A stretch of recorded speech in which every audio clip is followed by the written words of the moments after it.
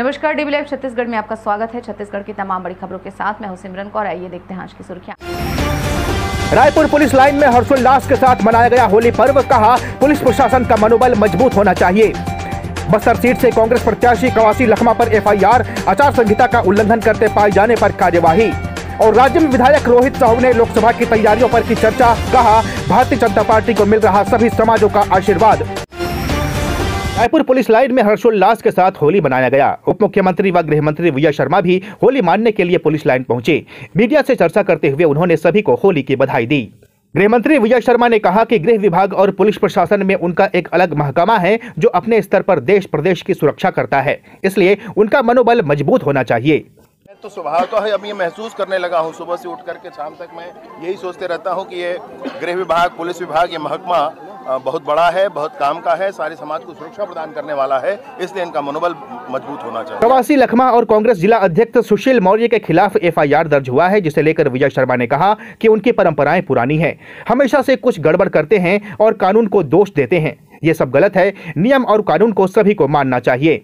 देखिए, ये परंपराएं उनकी पुरानी हैं, हमेशा कुछ गड़बड़ करते हैं और उसके बाद कानून को दोष देते हैं। ये होना नहीं चाहिए। जिस तरीके से फिर से उन्होंने चुनाव को दूषित करने की कोशिश की है, ये गलत है।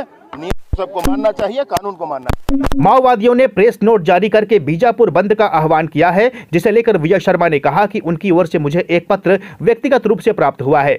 बार बार हम उनसे यही आग्रह करते हैं कि बस्तर के किसी गाँव में आप बिजली, सड़क, अस्पताल क्यों नहीं पहुँचने देते हैं। इस विषय पर मुझे भी एक व्यक्तिगत पत्र उनका मिला है जो सार्वजनिक तौर पर उन्होंने भेजा हुआ है। बहुत सारी बातें हैं। बार बार हम यही आग्रह करते हैं कि आप बस्तर के किसी गांव में बिजली क्यों नहीं पहुंचने देना चाहते, वहां सड़क क्यों नहीं पहुंचने देना चाहते, वहां अस्पताल और स्कूल क्यों नहीं पहुंचने देना चाहते हैं, बस्तर के लोगों को विकास से वंचित क्यों रखना चाहते हैं। और अगर कोई बात मन में है तो चर्चा के लिए हम हमेशा तैयार हैं। जो हत्याओं की बात है, तो अगर गणना करनी है तो जन अदालत के माध्यम से क्या क्या हुआ है आज तक, उसकी गणना करनी है।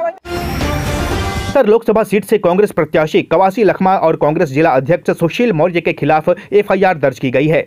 दोनों नेताओं पर आचार संहिता का उल्लंघन करते पाए जाने पर एक्शन लिया गया है।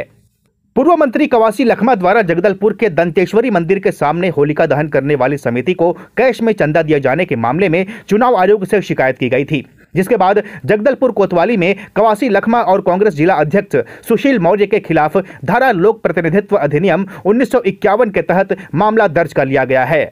बता दें कि समिति को कैश में चंदा दिए जाने के बाद से उनकी तस्वीर सोशल मीडिया में जमकर वायरल होने लगी और प्रदेश के वन मंत्री केदार कश्यप ने भी चुनाव आयोग से इसकी शिकायत करने की बात कही थी। देर शाम प्रशासन के एक अधिकारी की ओर से इसे प्रलोभन की श्रेणी मानते हुए और आचार संहिता का उल्लंघन करने पर कोतवाली थाना में प्रत्याशी कवासी लखमा और कांग्रेस जिला अध्यक्ष सुशील मौर्य के खिलाफ एफआईआर दर्ज की गई है। लोकसभा के चुनाव की घोषणा होने के बाद प्रदेश के नेता सक्रिय हो गए हैं। वहीं राज्य में विधानसभा क्षेत्र के विधायक रोहित साहू ने डीबी लाइव से चर्चा करते हुए लोकसभा चुनाव की तैयारी के बारे में जानकारी दी। डीबी लाइव से चर्चा करते हुए रोहित साहू ने कहा कि महासमुंद लोकसभा सीट से हमारी तैयारी पूरी हो चुकी है। हमारे प्रतिनिधि जनता से जाकर लगातार मुलाकात कर रहे हैं। महासमुंद लोकसभा सीट से पूर्व मंत्री ताम्रध्वज साहू को टिकट दिया गया है। इस सवाल पर रोहित साहू ने कहा कि हमारे विधानसभा क्षेत्र में जातिगत समीकरण की कोई बात नहीं है। प्रधानमंत्री मोदी भी साहू ही हैं। सभी समाजों का आशीर्वाद भारतीय जनता पार्टी को मिल रहा है। राज्य विधानसभा के विधायक रोहित साहू हमारे साथ मौजूद है और हमारा रोहित साहू से सवाल है कि आने वाले समय में प्रदेश में लोकसभा के चुनाव होने वाले हैं और इस चुनाव को लेकर क्या तैयारियां चल रही है और किस प्रकार के मुद्दे होने वाले हैं, इसके बारे में थोड़ा बताइए। आज पूरे छत्तीसगढ़ का माहौल अलग है। हमारे देश के यशस्वी प्रधानमंत्री नरेंद्र मोदी जी की कार्य करने की क्षमता को देखे हैं। लोगों के प्रति लोगों में एक विश्वास बना हुआ है। आज पूरे छत्तीसगढ़ के 11 लोकसभा सीट में हमारे महासमुंद लोकसभा, जो मैं राजीव विधानसभा की बात करूं, तो हमारी पूरी तैयारी पूर्ण हो गई है और जनता से डायरेक्ट जाके मेल मुलाकात भी कर रहे हैं। हमारे प्रत्याशी भी का रोज़ दौरा चल रहा है और जनता में भारी उत्साह है कि इस समय पुनः हमारे देश के प्रधानमंत्री नरेंद्र मोदी जी को बनाएंगे। अभी पूर्व जो मंत्री है ताम्रध्वज साहू को महासमुंद लोकसभा का सीट दिया गया है और वो एक साहू बहुल क्षेत्र माना जाता है और ताम्रध्वज साहू को सीट दे जाना कितना महत्वपूर्ण रखता है? क्या इससे भारतीय जनता पार्टी को नुकसान होने वाली है?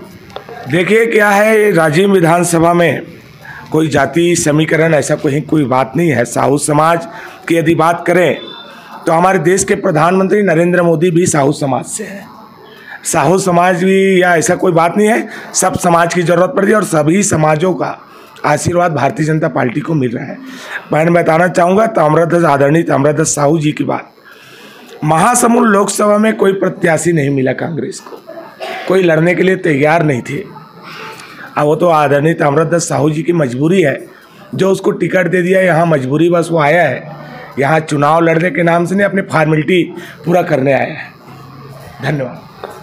अभी हमारे साथ रोहित साहू जी मौजूद थे और उन्होंने साफ तौर पर कहा है कि प्रदेश में एक बार फिर से भारतीय जनता पार्टी की सरकार बनने वाली है और एक बार फिर से मोदी जी देश में आने वाले हैं। इसी के साथ आप बने रहिए देशबंधु के डिजिटल प्लेटफॉर्म में। तुमेश कुमार साहू के साथ, रायपुर, छत्तीसगढ़।